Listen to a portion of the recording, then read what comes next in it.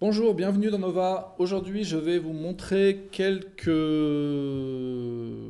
fonctions DAO de base, en particulier la notion d'affectation de médium pour des annotations, c'est-à-dire des cotations, des hachures, des étiquettes d'éléments, des textes, etc., etc. Alors, je vais d'abord vous présenter l'intérêt de l'affectation de médium. À gauche, je vous ai préparé une variante sans affectation. Si je clique sur ce texte, dans le deuxième onglet de la fenêtre des propriétés, vous constaterez que la propriété affectation de médium n'a pas été remplie.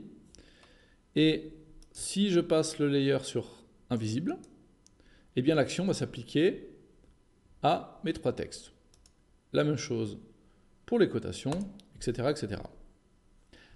À droite, une variante avec affectation de médium.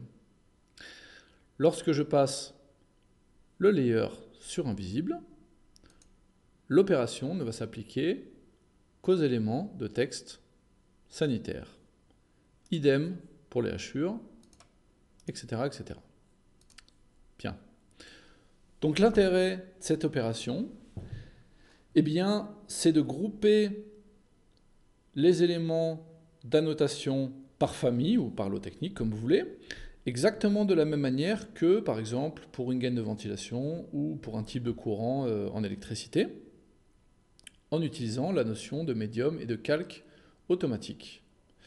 Ça va vous permettre de très rapidement, dans une vue ou dans un espace papier, de faire apparaître uniquement les annotations du lot technique que vous souhaitez imprimer. Par exemple, entre autres, il y a certainement d'autres contextes d'utilisation. Voilà pour cette présentation de la fonctionnalité. Je vais maintenant vous montrer dans un deuxième temps comment on va paramétrer les objets et le tableau des layers pour obtenir le résultat souhaité. Je vais vous montrer dans une première étape l'application du principe de l'affectation de médium à un élément couramment utilisé, une gaine de ventilation. Donc je vais commencer par ouvrir le tableau des layers, c'est ici que l'ensemble des paramétrages va être effectué. Je vais créer un nouveau layer, par exemple pour l'air 9. OK.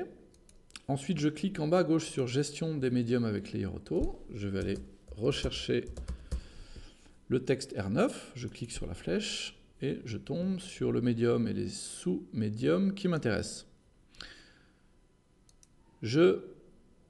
J'effectue une sélection multiple et ensuite, dans la deuxième colonne, je vais affecter mon layer. Voilà. Conséquence, lorsque je place une gaine avec le médium R9, ou bien l'un des sous-médiums d'R9, eh bien, je constate que le layer que je viens de définir a été automatiquement affecté. Voilà. Juste pour information, pour les électriciens, c'est la même chose, sauf que la propriété s'intitule domaine. Bien. Pour les annotations, je vais retourner dans mon tableau des layers. Je vais saisir un nouveau layer que je vais dédier par exemple à l'ensemble de mes annotations de ventilation. Il existe, s'il existe, c'est pas la peine de le créer. Je vais ensuite aller chercher un groupe de layers automatiques un peu à part, supplémentaires, via la chaîne de caractères autres. Je vais cliquer 3 fois avant de trouver ce qui m'intéresse. En fait, ici sont regroupés un groupe de quelques dizaines de layers supplémentaires, par exemple les layers dédiés aux annotations pour les lots techniques. Je vais sélectionner les annotations dédiées à la ventilation. Pour information, dans la deuxième colonne, lorsqu'en préfixe est indiqué système, ça signifie tout simplement affectation par défaut proposée lorsque vous installez l'application. Ici, je vais aller chercher mon layer V annotation.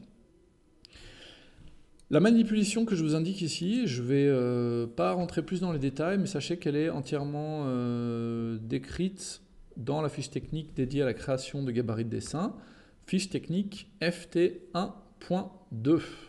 Voilà. Donc pour finir, je valide.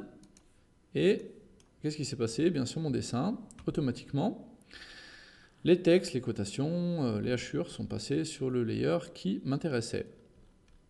Alors, pourquoi pas à gauche? Eh bien parce que, et ça c'est la dernière étape, il me reste à effectuer une opération supplémentaire.